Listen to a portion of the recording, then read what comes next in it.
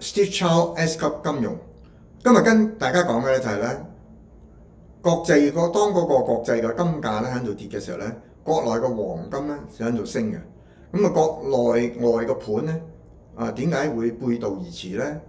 咁啊，當央行瘋狂喺度買金啦，啲散戶咧就喺度咧猶豫咁，究竟係賣出咧，還是買入啊？咁個真相咧就係使到人咧感到意外嘅。咁如果我哋睇黃金嘅漲跌咧係睇唔明嘅時候咧，咁主要咧就係你唔知道嘅呢個咧係一個緩無期。咁最近咧有好多人咧發現一個好奇怪嘅事啊，就係國際黃金嗰個價格喺度跌嘅。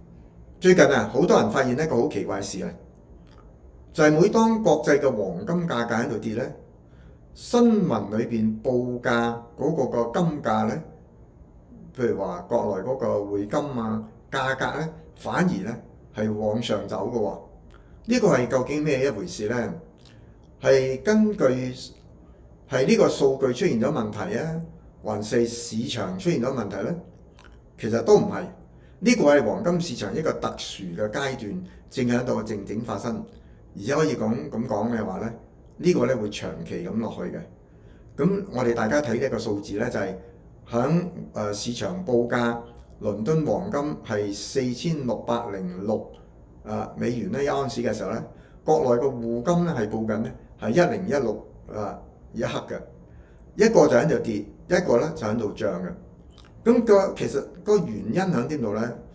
原因唔喺個黃金度，係喺人民幣嗰度。因為咧最近咧人民幣近期咧係繼續咁升值嘅。同一樣一盎司嘅黃金咧，如果係計算人民幣之後咧，個價格就自然咧會受到個匯率嘅影響啊。所以咧，當國際金價咧嗰個係下行嘅時候咧，折算出嚟嗰個嘅人民幣計價喺國內咧，反而咧係因為個匯率問題而出現咗價格咧，一係咧就係支持住或者係會上漲嘅。呢種咧國內外個盤嘅分化嘅格局咧，唔係市場有咩唔同或者係有咩異常而係單純咧係人民幣嘅匯率同埋商品價格咧之間嘅最正常嘅匯率而係咧匯率同埋呢個商品價格之間最正常嘅聯繫邏輯。喺呢個階段咧叫做咧靜默緩無期啊！你有冇發現咧？黃金最近漲又漲唔起，跌又跌都唔好深。呢個係一個咧喺某個區間裏邊咧反覆咁震盪。咁其實咧呢個咧喺背後係有人咧係有意為之嘅。大機構同埋啲大資金咧，喺呢個4600美元上下咧，反覆喺度做緊呢樣嘢，就係低級高壓或者係低級高拋嗰個喺度操盤。佢哋既唔會大幅咁去拋盤，亦都唔會強力去拉升就係因為咧就等個市場圍住喺咧一個使到一般嘅散戶咧都睇唔通。亦都咧影響到佢哋嘅投資心態。點解會咁做咧？因為咧後面嘅行情咧需要有足夠嘅籌碼嚟追嘅。咁呢層震盪咧唔係方向不明而係咧為下一波嘅大行情咧嚟咧儲中嚟咧儲蓄精力呢一個階段咧，我哋叫做緩無期。咁舊趨勢結束啦，新趨勢咧。嗰個嘅趨勢待發一個嘅過渡期咁其實全球個央行喺度做咩咧？咁喺我哋口講就無憑咁資金動向咧最誠實咧都係睇下個實際嘅數字喺2026年全球嗰個央行買金個規模咧創下咗近年個歷史嘅新高嘅。中國印度波蘭土耳其好多國家央行咧喺度同步咧維持住大規模咁增持黃金嘅。有人話央行買黃金係因為咧係睇漲個金價。咁呢個理論咧係只能夠講話咧係只係啱咗一半嘅啫。央行大規模咁購入黃金咧，其實個核心嘅邏輯咧只係兩件事。第一個咧個資產個避險全球債務規模持續咁喺度膨脹。紙幣嗰個購買力咧喺度一啲一啲咁稀釋。持有黃金啊，係對沖咧紙幣信用風險咧最直接嘅方法。而貨幣咧而家喺度咧換矛啊，咁啊唔再拍去咧係美元啦。由美元主導嘅國際貨幣體系咧正喺度咧係變動，越嚟越更多嘅國家咧希望咧喺儲備嗰個資產裏邊咧降低美元嘅依賴嘅。咁啊黃金目前嚟講咧係公認為咧係最中性最可靠嘅替代品。咁央行嘅行為咧從來唔係睇短期投機㗎，咁大家要清楚呢樣嘢。所以我同大家經常講話，喂，你買黃金就唔好千祈諗住咧一夜咧就會發達啦。咁如果你係咁諗咧，其實千祈唔好碰啦，而係咧着眼講緊年啦，甚至係5年、10年嗰個戰略佈局啊。佢哋喺度買意味住咩咧？咁呢個我相信我唔需要解釋，大家都明係咩㗎啦。而普通投資者咧最容易犯一個錯誤咧，就係咧睇到國內外嗰個差價咧，好多人第一個反應就係而家賣咗去，等佢跌咗之後咧再買翻嚟，咪賺咗個差價，咁咪唔係好咯。聽起嚟，但係呢個咁嘅操作咧有兩個致命嘅問題，就係話第一，你能唔能夠掌握到好準嗰個嘅幾時係高幾時係低咧？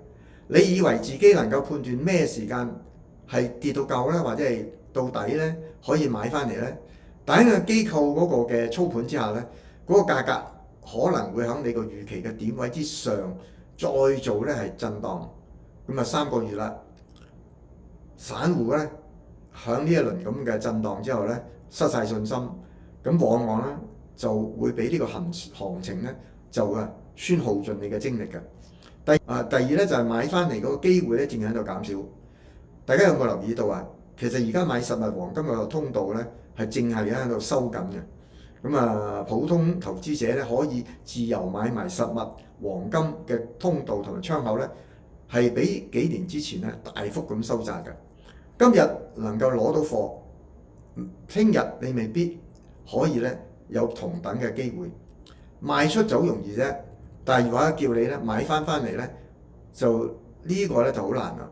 咁其實呢個道理咧喺黃金身上咧，尤其咧係長期嘅邏輯咧，一句話咧就講清楚啦，就話全球嗰個債務高企紙幣信用嗰個嘅持續咁稀釋咧，央行嘅戰略性嗰個持續咧，咁呢3條邏輯加喺一齊咧，黃金嘅長度旁改變嘅，短期震盪咧係會變咗一個新常態啦。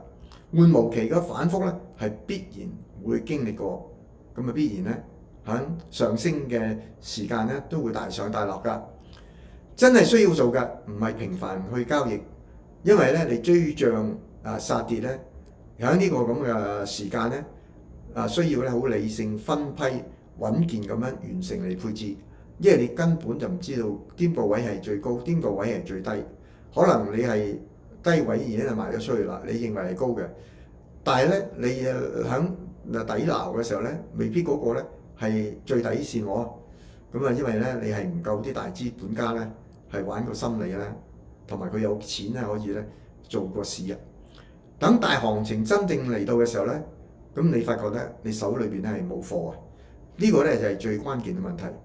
黃金嘅機會咧從來唔會等黃金嘅機會咧，從來咧唔等人咧睇明白之後至會出現嘅，佢只會留俾啲提前做好準備嘅人啦。所以咧，如果大家真係要去買黃金，千祈唔好炒賣，用平均投資法，而每當低位你買入，咁呢個咧就肯定咧就唔會有好大嘅風險嘅啫。今日節目到啦，如果大家有咩提問咧，歡迎到Steve Chow S 級金融下邊咧留言啦。